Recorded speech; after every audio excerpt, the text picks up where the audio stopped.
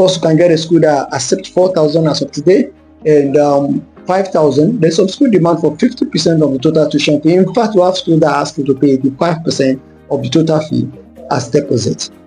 So upon that payment, yes, of course, you are entitled to some discount. If your tuition fee is 15,000, you probably might get 2,000 or 3,000 discount, bringing down your tuition fee to like £12,000, depending on how generous the school chose to be.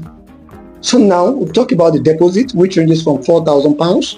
Then discounts starting from 1,000 to like £4,000 to £5,000. That's the subject to the school.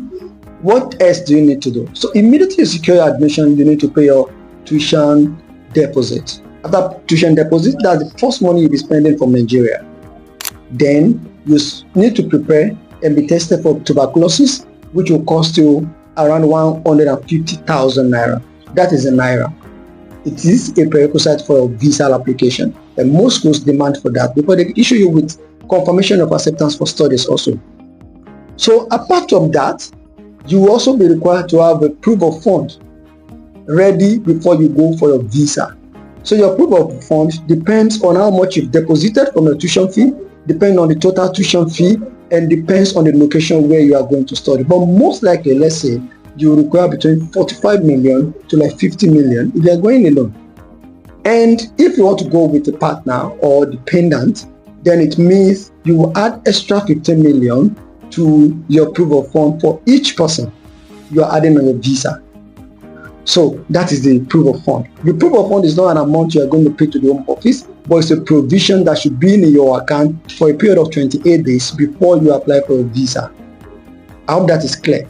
Now, how much are you paying for your IHS, that is Health Insurance Surcharge, and how much are you going to pay for your visa fee? Health Insurance Surcharge is in dollars, and that is $1,662.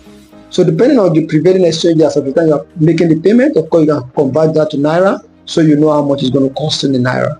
So for your IHS for 1 year, if you are going for a 1 year course, so you are likely going to spend a little above $1,600. And what about your visa fee? After paying IHS, then you'll be required to pay your visa fee of $732. That still could vary slightly, and it could just be like about $730 to $740, as the case may be.